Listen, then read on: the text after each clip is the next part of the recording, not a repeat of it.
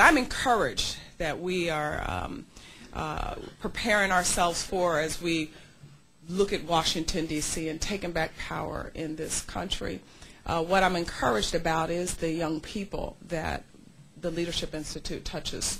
We keep hearing that young people in this country are left. Young people in this country are secular. Young people in this country don't want to hear about traditional values. And, you know, as Dan talked about my personal transition, there's a continuum of my story, as it does every day because I'm still here. But one thing that I want to mention this morning, in particular about the young people, my daughter, my oldest daughter, married at 21 years old, and she married a 23-year-old, and today they have my little 3-year-old grandson. And one of the things that the bishop said at her wedding, we were sitting there in an unair-conditioned church in Southern California, where my home is, even though I also stay here in Washington, D.C., told one of my supporters, I feel like I moved from Sodom to Gomorrah. And he said, don't give Gomorrah such a bad name. I said, you know, Washington is an interesting place, but my home is still in Southern California, and so this is 6 years ago or so, she married. And the bishop said, you know, why would young people come in a church and on a hot day like today in an unair-conditioned place and exchange ancient words that are rarely heard in society? He said maybe they're trying to recover something their grandparents knew. And I'm telling you that story because I think that us baby boomers, have allowed the secular left to define us as having skipped a generation of understanding traditional values, limited government, free market economics, and strong defense. And so when we think about who we are as conservatives and what it is that we should tell the American people about who we are as conservatives, the Joe, the Jamal, and the Juan Jose, they need to recognize the significance of traditional values of a limited government, of free enterprise, and of strong national defense. So when we talk about young folks coming in and training them up in our agenda, it's important that we do not compromise the values that we say we support.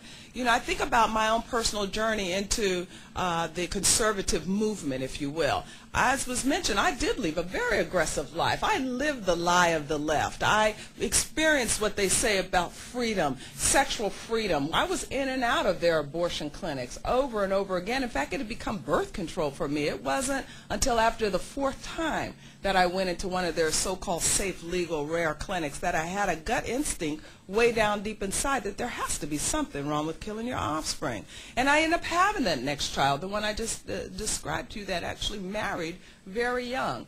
She reminded me when she was getting married that, Mom, I'm not like you, because I was so proud of the fact that she's marrying young and preparing her life on a good, solid foundation. Once you can control your sexual impulses, as I tell people in the inner cities and broken communities all of the time, you have actually gotten to the place where you understand the first principle of breaking the cycle of poverty, when you learn how to self-govern.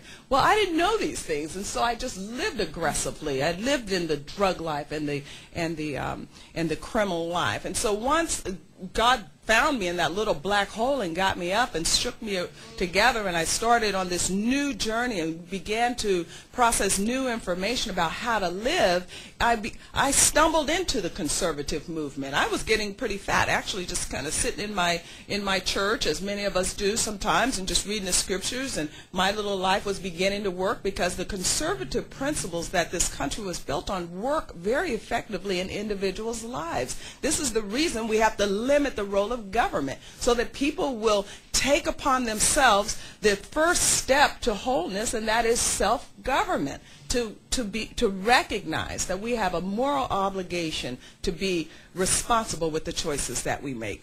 I needed to self-govern, become responsible with the choices that I was making. And so after being able to do that in my own personal life, it began to work. Life works when you put things in order. And I put that particular part of my life in order and began then this journey toward what we call today the conservative movement.